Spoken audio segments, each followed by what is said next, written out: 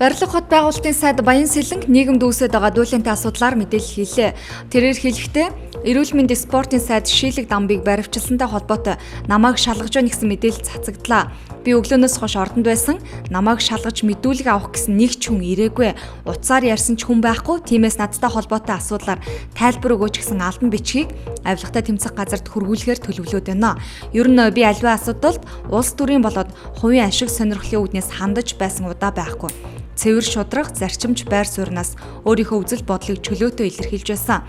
Миний байр суурь улс төрийн фракц намын тоглоом болох ёсгүй гэж бодож байна. Хэрвээ намайг буруу зүйл хийсэн гэж үзэж байгаа бол шалгуулахад бэлэн байна гэсэн тайлбарыг өгчээ. Ардчилсан хувьсгалын 25 жилийн ойд зориулан батлсан өршөөлийн тухай хууль хэрэгжиж эхэлсэн байна.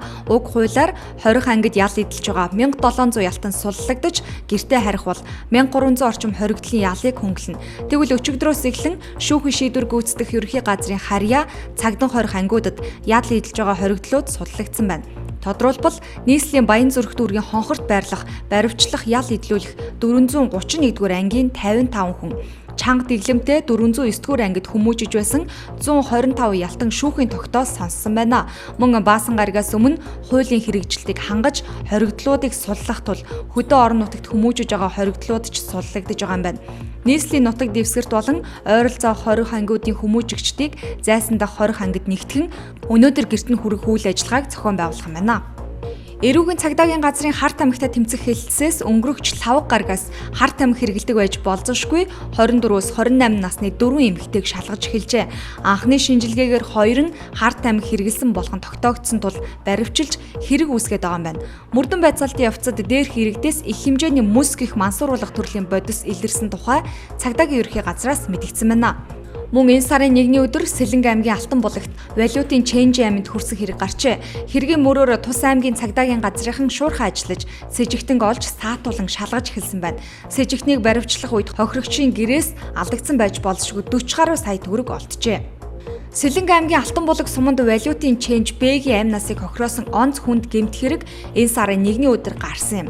Аймгийн цагдаагийн газраас шуурхай ажлын хэсэг гарч мөрдөн байцаалтын ажиллагааг явуулан уг гэмт хэргийг үйлдсэн байж болзошгүй 22 настай Б-г баривчилсан байна. Гэмт этгээд хохирогчийн 40 гаруй сая төгрөгийг авч гэр орныг шатаан хэргийн уул мөрийг баллах орлого хийсэн байна. Дээд шүүхийн хяналтын шатны эрүүгийн хэргийн шүүх хуралдаанаар Манлай Жаргал, Батбаяр буюу Баавар, Бадрах нарт холбогдох хэргийг ялтан түүний өмгөөлөгчийн гаргасан гомдлын дагуу өчигдөр хянан хэлэлцжээ. Дүүргийн эрүүгийн хэргийн анхан шатны 1-р шүүх Манлай Жаргал, Бадрах нарыг мансууруулах болон сэтгцэд нөлөөлөх бодисыг борлуулах зорилгогүйгээр хууль бусаар хадгалсан гэмт хэрэг үйлдсэн гэм буруутай тооцож эрүүгийн хуулийн 192 дугаар зүйлийн 192-ийн 1-р хэсэгт зааснаар Манлай Жаргалд 1 жил 6 сарын 20 ял оногдуулж өмнөх тогтоолоор оногдуулсан ялаас 2 жилийг нэмж нийт биечлэн эдлэх ялыг чанга дэглэмтэй 20 ангид 3 жил 6 сараар тогтоож Бадрахад 3 сар 1 хоногийн баривчлах ял шийтгэжээ. Эрүүл мэндийн спортын сайд Шилэг дамбыг авилгатай тэмцэх газраас баривчилсан талаар Монгол Ардын Хувьсгалт намын нарийн бичгийн дарга Шарав Дорж, Монгол Ардын Хувьсгалт намын нарийн бичгийн дарга Эрдэнэ Жамьянаар өчигдөр мэдээлсэн байна. Эрүүл мэндийн спортын сайд Шилэг дамбыг баривчилсан нь Монгол Ардын Хувьсгалт намын удирдлагуудыг хэлмэгдүүлэхэд нэг хэлбэр боллоо гэж нарийн бичгийн дарга Эрдэнэ Жамьян онцолсон юм а. Тэрбээр манай намын үйл ажиллагааг таслан зогсоох саад болох алхмуудтай бид эрс тэмцэж ирсэн. Бид олон шалгалтыг давсан. Одоо ч гэсэн шахалтуудад хариу өгч тэмцэх зориг байна. Монгол оронд нийтийг хамарсан хэлмэгдүүлэлт, тагнах, чагнах ажиллагаа их болжээ. 1937 онд болсон их хэлмэгдүүлэлтийг дахин давтахгүй байх ёстой. Гэтэл улс орны төлөө зүтгэж байгаа зөв бодолтой улс төрчдийг хэлмэгдүүлэх үйл ажиллагаа нийтийг хамарсан үзэгдэл боллоо. Энэ ажиллагаанд хуулийн байгууллага оролцож байгаа нь харамсалтай юм а гэх тайлбарыг хэлжээ. Засгийн газрын 2015 оны 292 дугаар тогтоолоор аймаг нийслэл сум дүүргийн өвс тижээлийн аюулгүй нөөцөд 29.4 мянган тонн өвс, 11 мянган тонн тижээл бэлтгэх үүрэг даалгавар өгсөн байна. Говь, Сөмбөр, Дархан уул, Орхон, Өмнө говь, Дорно говь, Хинтийн аймагуудад хадлан тижээлийн нөөцөө сайн бэлтгэсэн дүнтэй байна гэж Шадар сайд Оюун Баатар өчигдөр сайдын цаг уулзалтанд оролцохдоо онцолжээ.